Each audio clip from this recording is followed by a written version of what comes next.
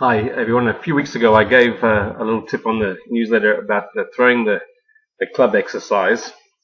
So I thought you might appreciate to see how that works with an actual case study. So this is Alan, who came for a lesson today, and Alan's been working quite hard on his game. He's still strong and athletic and gets a good hit on the ball. But if we look at what happens to him through impact, nice strong backswing position, but when he comes into impact, you'll see his left arm breaks down. He gets a little bit of a chicken wing. He gets very, very close, hardly any follow through. So it all looks a little bit cramped through impact. If we look from down the line, you'll see the reason for that is the club's traveling a little bit in the wrong direction.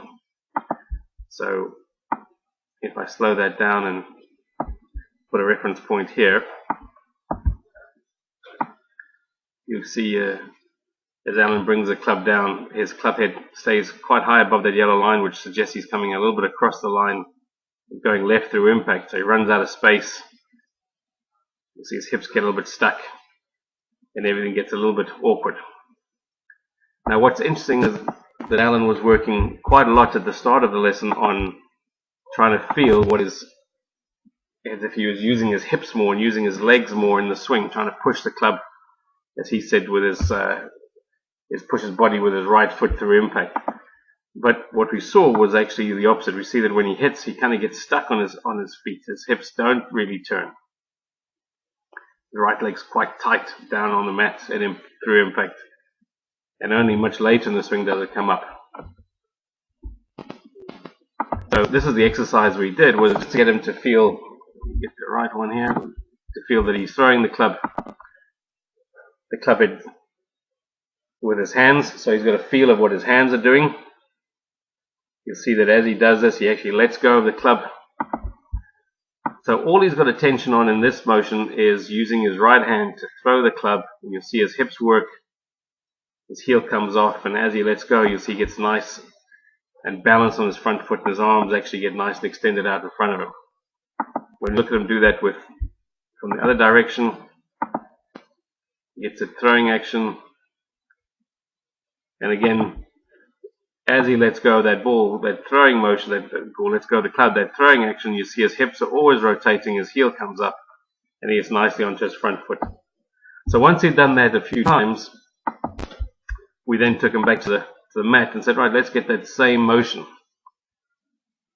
So a couple of things were immediately better. So you'll see one is that when he brings the club into impact, his hips are turning nicely, and all of a sudden his left arm is nice and straight compared to where he was at the start of the lesson.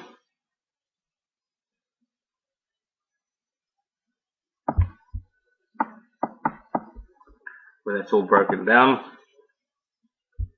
And secondly, when he goes through, you'll see he's got a nice extension through the ball and a nice release where his hands have kind of turned over each other, again compared to where he was in the picture on the right at the start of the lesson. If we then compare the down the line view,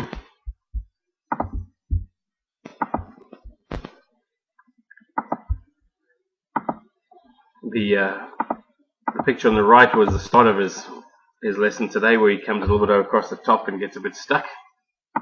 And again, if I put a reference point there,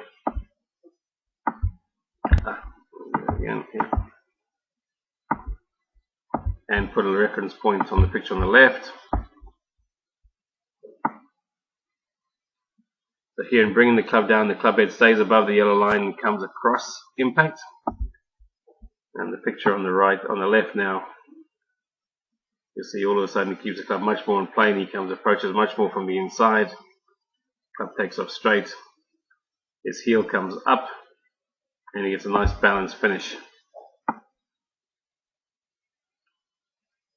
compared to what he was doing before. So that simple exercise is something that every golfer can try. It's the simple things that make us understand everything a little bit better. You see, it's not a complicated game, but we can definitely make it complicated but Alan found that little drill helped him tremendously. If you need help with your game, please give me a shout.